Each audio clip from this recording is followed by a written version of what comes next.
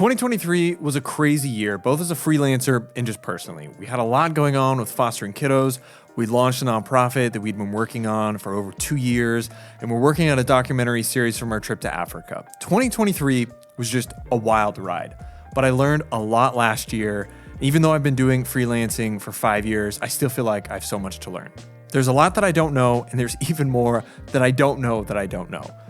So moving into 2024, I've set myself a few goals. I don't really like the term goals, but I feel like it brings a weird connotation, kind of like New Year's resolutions.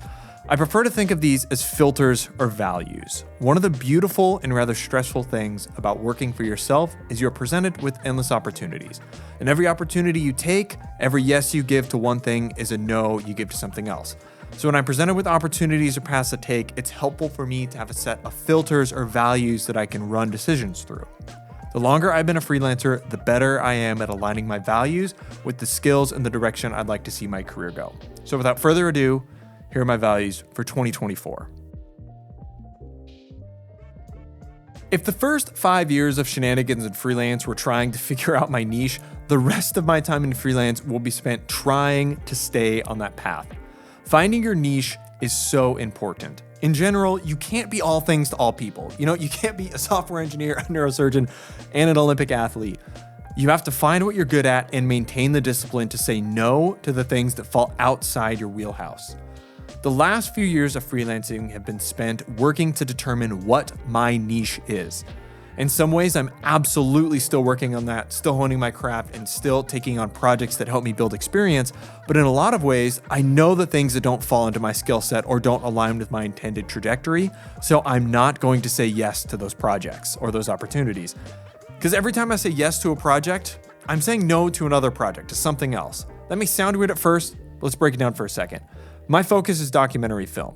If I say yes to working on a narrative project, that's, say, 100 hours that I'm not spending making documentaries.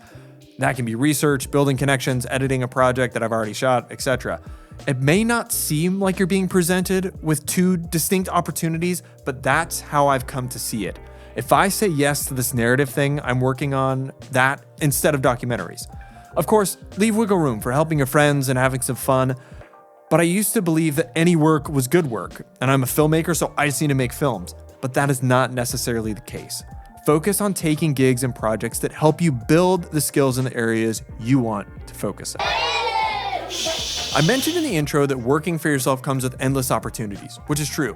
Not all of them are paid or exactly what you expect, but there are endless opportunities out there, endless stories to tell, endless films to make, pictures to create, so on and so forth. But some of the best ones take a bit of work to find and flesh out. A big part of what I want to focus on moving into this year is knocking on those doors, seeking out some hidden opportunities.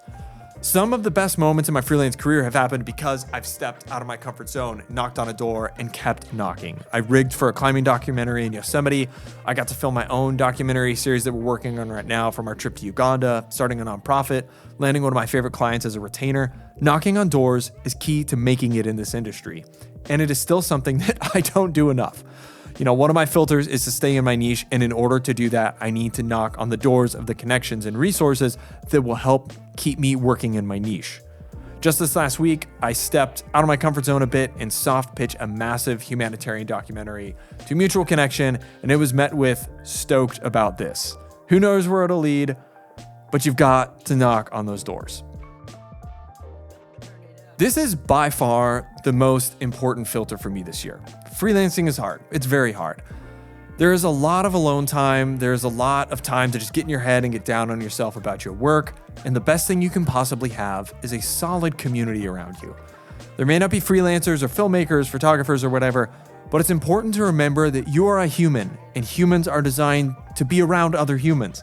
Take the blinders off, put the camera down, go spend some time with the people that you love. Spend some time investing in the people around you. Help your friend out on their narrative film project. Go grab a coffee with a buddy you met on set, and don't just talk about filmmaking. It may seem odd that this is a filter or a goal, but one of the hardest things in freelancing is that the work is never over. You can never stop working on a film. You can always keep editing. You can always keep color grading or researching or planning. The goal with this filter is to add margin back into the process and remember that I am more than a filmmaker. I'm a dad, I'm a husband, I'm a lunatic that likes to take long walks at the top of mountains. and I need to make time for all of that. That's really my big focus for 2024, is just to dive back into community, stay in my niche, and knock on doors. And those, I'm not saying those are the goals or that's what's going to work for everyone, but for me in this stage of my freelancing process, that's where I'm at. I really want this year to be simple. I know, knock on wood, saying something like that, it's not going to be a simple year. We're just barely into February and it's already turning out to be a little crazy, but that's the life we signed up for. So, what are your goals for 2024? What are your filters? What are you valuing in 2024 that's going to make you a better filmmaker, a better person, a better friend, a better husband, father, wife, whatever you are? What's going to help keep you in the game long term? Sound off in the comments below. Would love to hear more. Very excited to finally be back creating. November, December, January were just absolutely crazy. I just wrote those off, but so excited to be back in front of the camera, making more content. So thank you all for tuning in. And I've got one more special one this week. So we'll see you there.